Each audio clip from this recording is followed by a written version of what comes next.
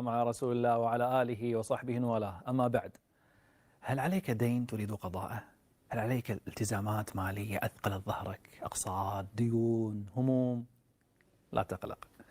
علمنا النبي صلى الله عليه وعلى آله وسلم أكثر من دعاء، إذا قلت واحدة منها فقط فسوف يفرج الله دينك كله، فكيف إذا قلتها جميعا؟ الله أكبر. لكن قبل أن أخبرك بهذه الأدعية انتبه معي بعد إذنك. تخيل لو كنت تملك أرضا كبيرة وفيها بحيرة، وبينما أنت جالس فيها إذ دخل عليك شخص قد تاه الطريق وهو عطشان يكاد يموت من العطش، وقال لك أحتاج شربة من هذه البحيرة، قطرة واحدة تنجيني. بالله عليك تعطيه أم تتركه يموت؟ طبعا أعطيه. ما الذي سينقص مني إذا أعطيته؟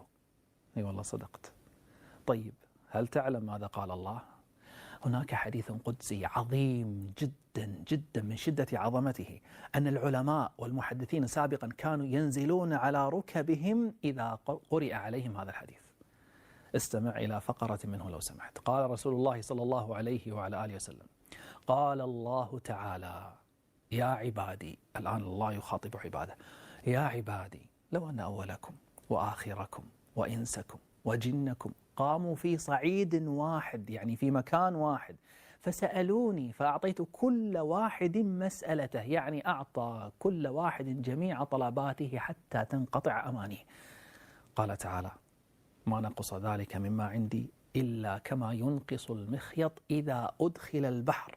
مخيط الإبرة، يعني لو أعطى الله جميع البشر وجميع الجن كلهم من آدم إلى آخر شخص يموت يوم القيامة، لو كل واحد منهم لوحده أعطاه الله كل ما طلب، ثم ينتقل للثاني فيعطيه كل ما طلب، وهكذا إلى آخر شخص يموت يوم القيامة، فلن ينقص من ملك الله تبارك وتعالى إلا كما ينقص من البحر إذا أدخلت فيه إبرة وأخرجتها منه.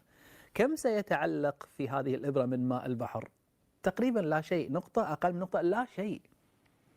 هذا ملك الله تبارك وتعالى. فإذا كنت أنت لن تمنع العطشان شربة من ماء في بحيرتك، تتوقع أن الله عز وجل سيمتنع عن قضاء دينك إذا رأك محتاجا وهو أكرم مني ومنك؟ لا طبعا.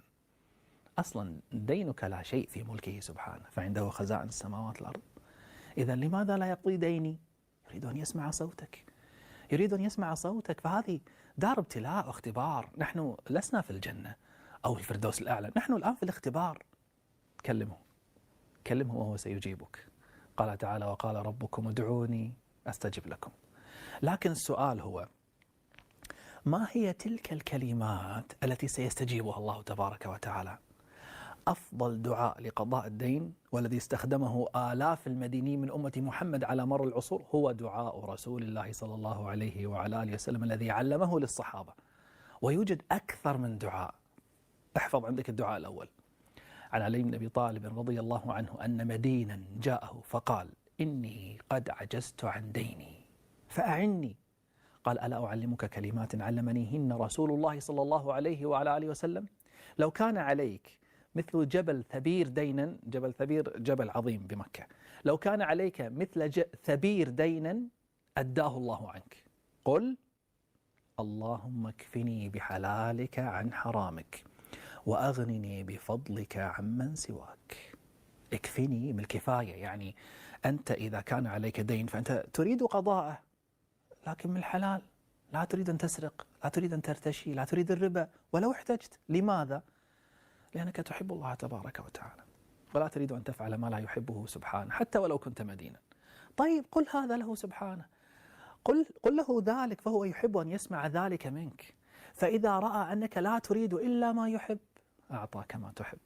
قل: وأغنني بفضلك عمن سواك. أنت لا تريد أن تتذلل لسواه، فالطلب من سواه ذل والتذلل له عز.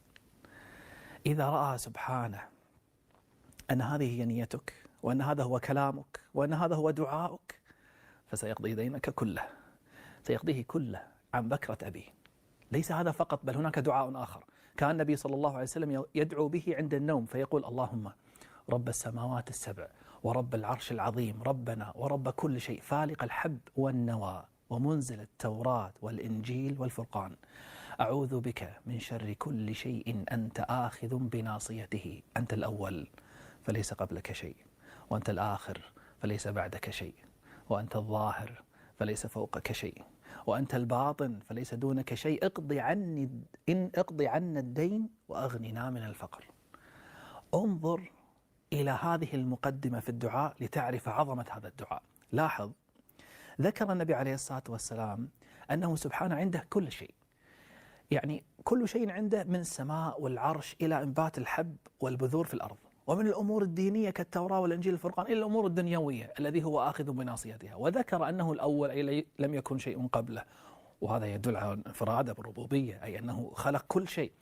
وذكر أنه الآخر أي أنه محيط بكل شيء، خالد يدبر كل شيء، سيخلد كالجنة والنار. وهو الظاهر، الظهور، العلو، وفعلا ربنا هو الأعلى في السماء فليس فوقها شيء. وهو الباطن، يعني ليس دون شيء، فيعني لا يوجد شيء يمنعه من الوصول إلى ما يريد، فلا توجد سماء تمنع الله من الوصول إلى ما تحت هذه السماء، ولا توجد جبال تمنعه عن الوصول إلى ما تحت هذه الجبال، فهو يستطيع الوصول إليها بسمعه وبصره وقدرته. الآن بعد هذه المقدمة العظيمة عن جلال الله، هل لا زلت ترى دينك أنه عظيم أو صعب؟ إنه لا شيء لو أراد الله أن يقضيه عنك. فقط اختر الألفاظ والكلمات الأفضل وسترى عجبا، ولا أفضل مما اختاره رسول الله صلى الله عليه وسلم.